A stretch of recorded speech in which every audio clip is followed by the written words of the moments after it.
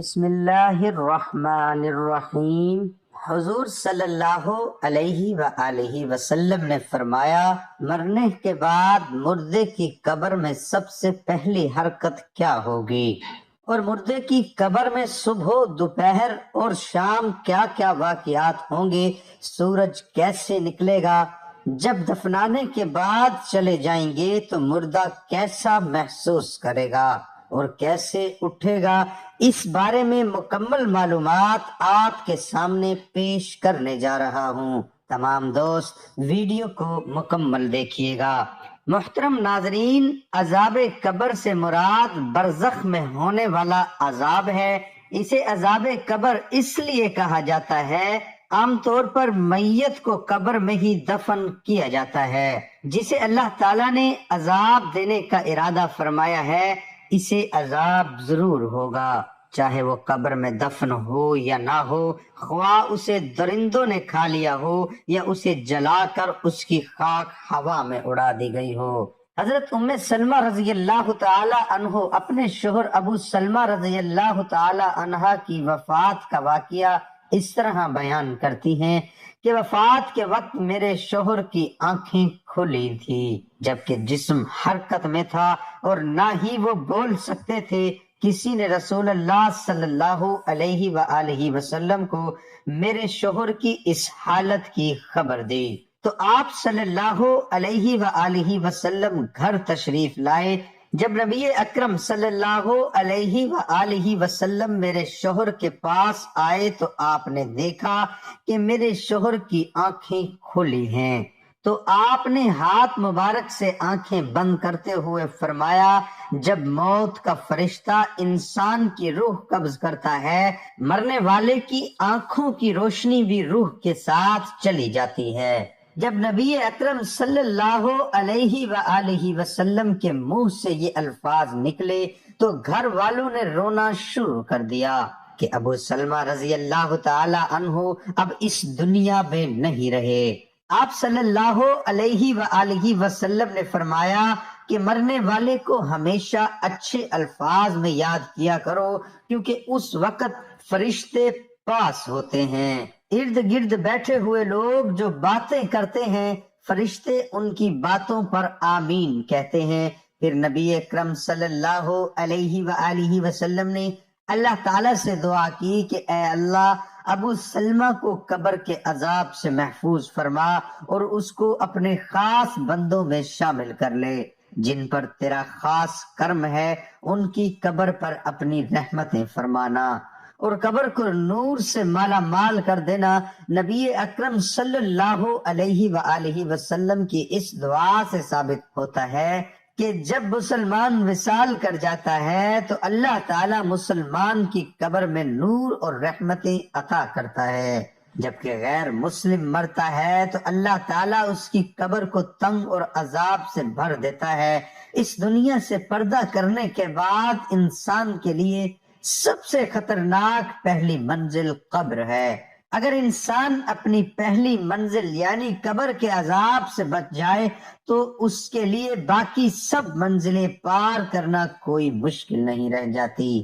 نبی اکرم صلی اللہ علیہ وآلہ وسلم نے فرمایا، انسان کو مرنے کے بعد بہت سی منزلیں طے کرنی پڑتی ہیں، جن میں سے سب سے پہلی منزل قبر کا عذاب ہوتا ہے۔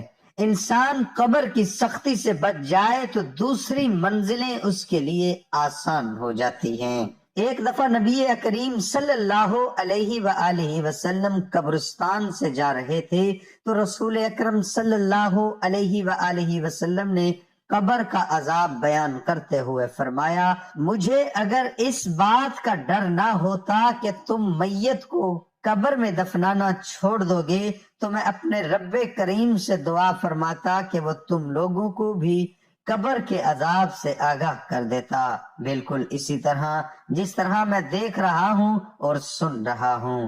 آپ صلی اللہ علیہ وآلہ وسلم جب صحابہ کرام کو قبر کے عذاب سے آگاہ کرتے تو سب کے رونگٹے کھڑے ہو جاتے۔ حضرت محمد صلی اللہ علیہ وآلہ وسلم کا فرمان ہے کہ مرنے کے بعد قبر انسان کی پہلی سیڑھی ہے، جس بندے کی یہ منزل آسان ہو گئی تو باقی سب منزلیں اس کے لیے آسان کر دی جاتی ہیں۔ جس نے اس منزل سے آسانی حاصل کی اور اس کے لیے دوسری منزلیں عبور کرنا بہت مشکل ہو جاتا ہے۔ نبی کریم صلی اللہ علیہ وسلم نے فرمایا، میں نے آج تک قبر سے سخت ترین منظر کبھی نہیں دیکھی۔ نبی اکرم صلی اللہ علیہ وآلہ وسلم کا فرمان مبارک ہے کہ میت کو جب قبر میں داخل کر کے گھر کی طرف لوٹتے ہیں تو میت لوگوں کے چلنے کی آواز کو اچھی طرح سن رہی ہوتی ہے۔ اگر مرنے والا سچا مسلمان ہے تو نماز اس کے سر کی طرف، روزہ اس کے دائیں طرف، زکوٰۃ اس کے بائیں طرف اور دوسرے جتنے بھی اس کے نیک اعمال ہوتے ہیں وہ اس کے پاؤں کی طرف آ جاتے ہیں، اور جب بھی قبر کا عذاب اس کے پاس آتا ہے تو نماز، روزہ، حج، زکوٰۃ، صدقہ و خیرات اس کے نیک اعمال اس کی حفاظت کرتے ہیں۔ پھر اس سے کہا جاتا ہے کہ بیٹھ جاؤ، چنانچہ وہ بیٹھ جاتا ہے۔ اس کو سورج ایسے دکھائی دیتا ہے جیسے غروب ہونے کو ہے۔ پھر اس سے کہا جاتا ہے کہ تم اس شخص کے بارے میں جو تم میں مبعوث ہوا تھا اس کے متعلق کیا گواہی دیتے ہو؟ وہ کہتا ہے مجھے ذرا نماز پڑھ لینے دو۔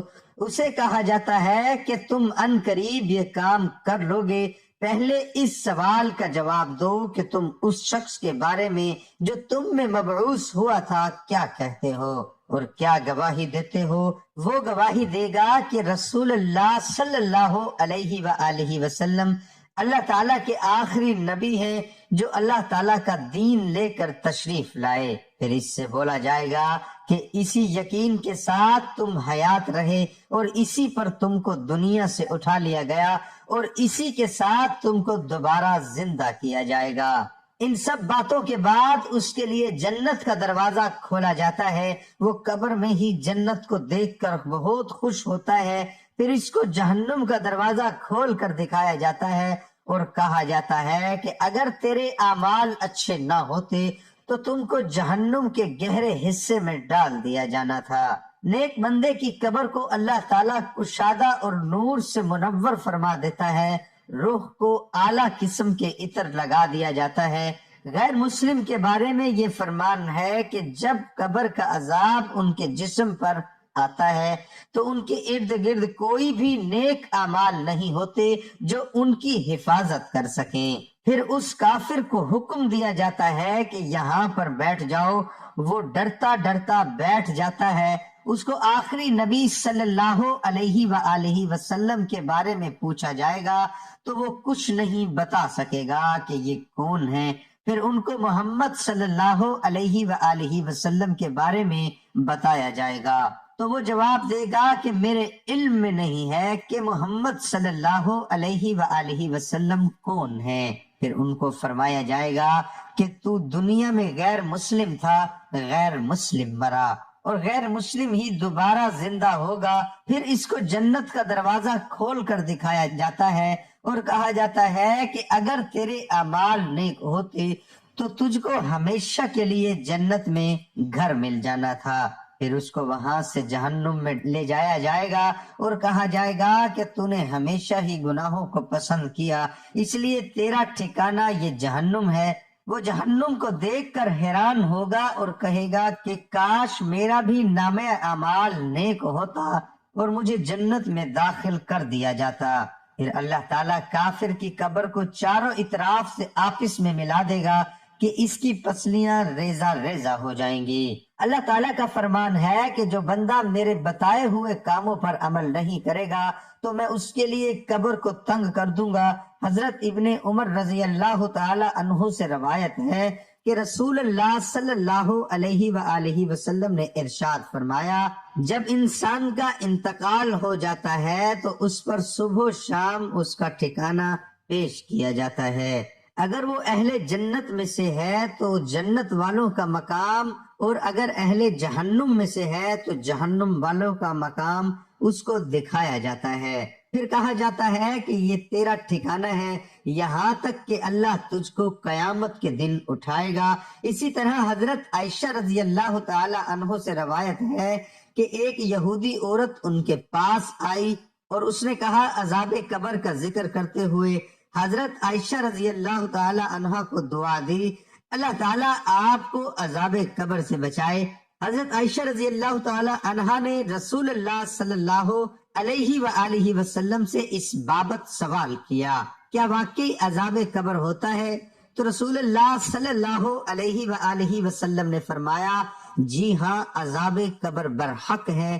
حضرت عائشہ رضی اللہ تعالی عنہا فرماتی ہیں، اس کے بعد میں نے رسول اللہ صلی اللہ علیہ وآلہ وسلم کو ہمیشہ دیکھا کہ ہر نماز میں آپ عذاب قبر سے پناہ مانگتے تھے۔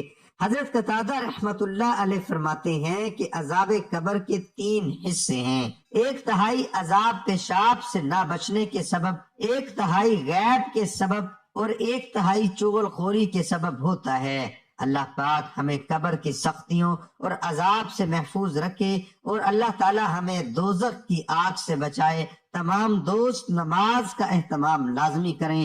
نماز کا پڑھنا ہر مسلمان مرد اور عورت پر فرض ہے۔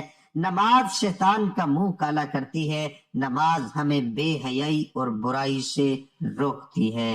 دعا ہے کہ اللہ تعالیٰ میرا سنانا اور آپ کا سننا اپنی بارگاہ الہی میں قبول اور منظور فرمائے۔